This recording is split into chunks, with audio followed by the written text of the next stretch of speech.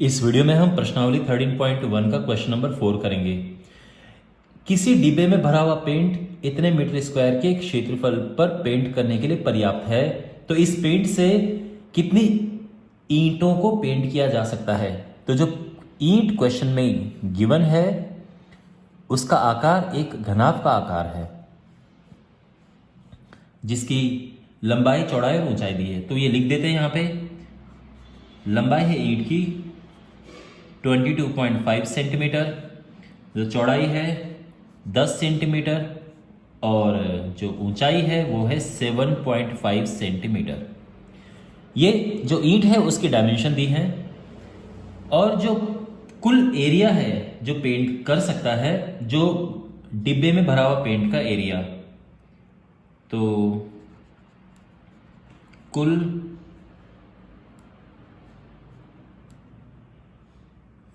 Paint जो किया जा सकता है वो है 9.375 मीटर स्क्वायर। इतने एरिया को पेंट किया जा सकता है, तो कुल पेंट क्षेत्रफल कह सकते हैं।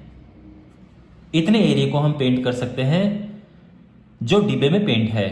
तो कितनी ईंटों को हम पेंट कर सकते हैं, क्वेश्चन ये है। आप समझ रहे हैं भाई, एक डिब्बे में पेंट है रखा है तो उस पेंट से कितनी ईंटों को पेंट कर सकते हैं। तो सीधी सी बात यह है, इसका एरिया निकालो और इसका एरिया तो पहले से गिवन है, दोनों को भाग दे दो, डिवाइड कर दो, आंसर आ जाएगा।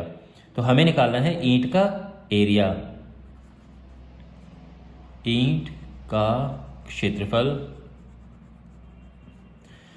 और फॉर्मूला होता है, अब देखो ईंट को हर तरफ से पेंट करना है तो इसका जो संपूर्ण पृष्ठ क्षेत्रफल है वो आएगा LB plus BH plus HL।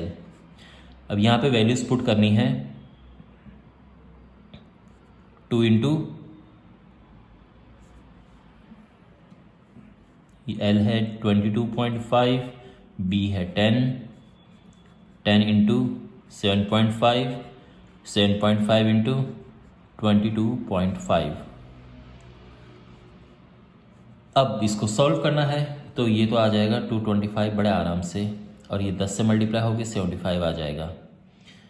और इसको जो है हम अलग से सॉल्व करेंगे और यह आ जाएगा 7.5 का मल्टीप्लाई करेंगे 22.5 से,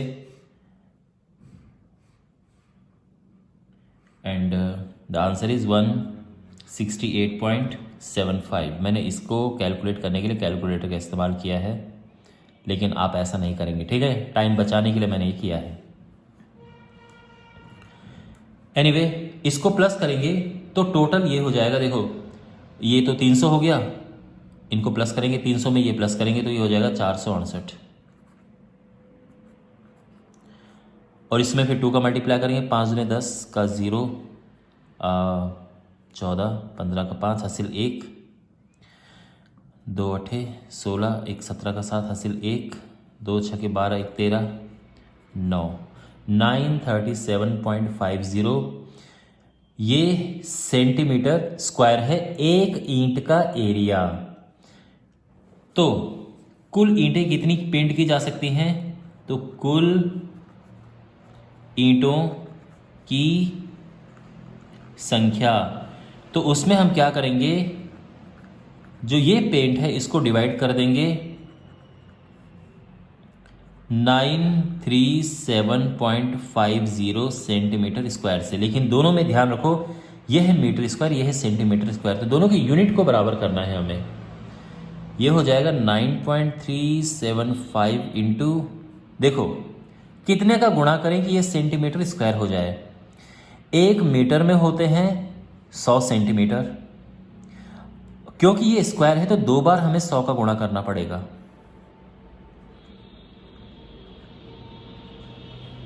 ठीक है, इसका लास्ट का 0 लगाने की आवश्यकता नहीं है। अब देखो काटते हैं तो यहां पे अगर हम 100 का मल्टीप्लाई करेंगे तो क्या हो जाएगा, ये 0 0 ये कैंसिल हो जाएंगे और ये पॉइंट यहाँ पे चला जाएगा। ठीक है, तो ये 100 का मल्टीप्लाई हो गया और इससे ये कट भी गया है, तो इसका आंसर आ जाएगा 100 ईंटें। ये हमारा आंसर है। ठीक है, ये आपको समझ आ गया। मीन्स अगर आप इसमें 100 का गुणा करते हैं तो ये आ जाता है। This is very important. यहाँ पे अगर आपको कैलकुलेशन नहीं समझ आए हैं मैं आपको फिर से करके बता देता हूं। 937.5 और 100 गुणा 100 तो पहले से था। चलो एक काम करते हैं,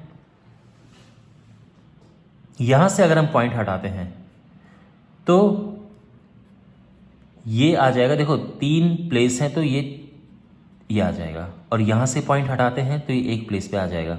तो बेसिकली अब ये तो पूरा कट गया, 1 2 3 1 2 3 और फिर से 100 बच गया। तो आंसर वही है। तो आई होप आपको समझ आया होगा ये। ठीक है, मिलते हैं अगले वीडियो में। Thanks for watching.